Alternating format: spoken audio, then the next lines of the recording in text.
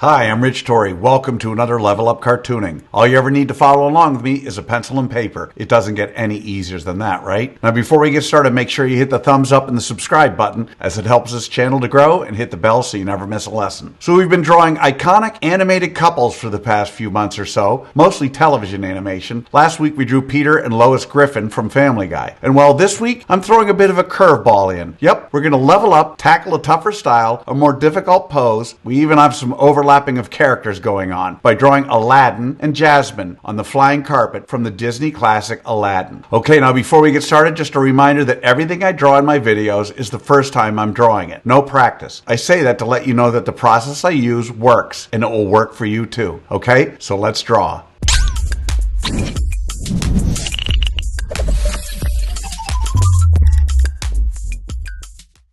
We're going to draw Aladdin and Jasmine step by step, giving you the secret formula to be able to draw them again and again. If you've watched any of my other videos, you know I normally use the character's head to figure out how big the entire character should be. In this flying carpet pose, because our characters are sort of intertwined, I'm going to use Aladdin's head as my unit of measurement to lay out the entire drawing. In his sitting position, Aladdin is about 3 heads tall. In other words, however tall you draw the oval for his head, his entire body is about 3 of those tall. Now, the oval we use for Jasmine's head is about the same size as Aladdin's. The main difference is that the angle of Jasmine's head is tilted differently, and in her pose, where she's sitting on her knees, she's ever so slightly taller than Aladdin. I would say about 3.5 heads tall. So however tall you draw her head, her entire body is about 3.5 of those tall. One last thing, you'll notice I won't start roughing out the flying carpet until after I lay out our 2 characters. I think rather than describe it, I'll just show you a little diagram of the overall shape of that carpet. When laying it out, the idea is to draw it so that the carpet feels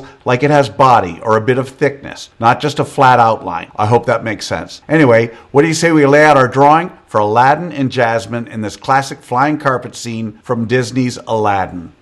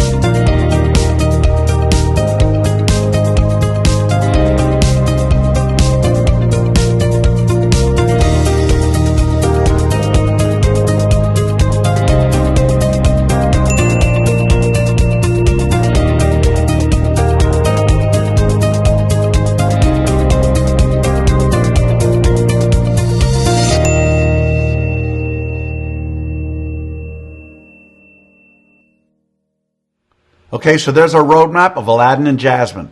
Now before we move on to step 2, I want to break down our characters using simple shapes, for those of you who want a screen grab. Just something to help you when laying out your drawing. And this one is a challenge. First we'll show an isolated Aladdin, then Jasmine, and now a combination of their characters overlapping. And finally, the flying carpet. Please remember, at this stage, these shapes don't need to be perfect. They're just placeholders to keep you from guessing. Alright, so now we're on to step 2. In this step we do what I call roughing out the features. This is where we use light guidelines to place our characters' noses, eyes, mouths, facial features, and other things. Because Disney's faces are more subtle than TV cartoon faces, this step matters a lot. Small angle changes make a big difference, so keep your guidelines light. Don't commit too hard, too fast. Okay, so let's rough out the features for Aladdin and Jasmine from Disney's Aladdin.